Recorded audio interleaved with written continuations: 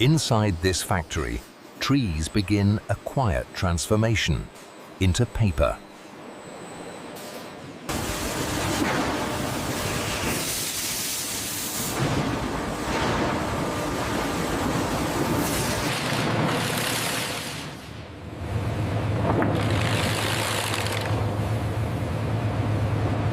Here, wood fibers soften, breaking down into pure pulp.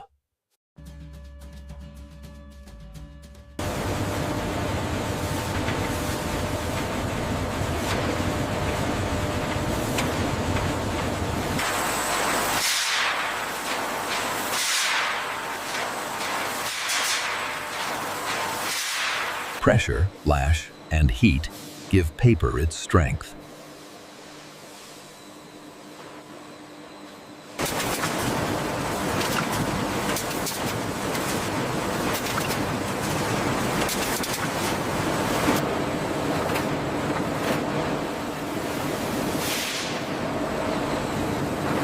Forest to form, paper complete.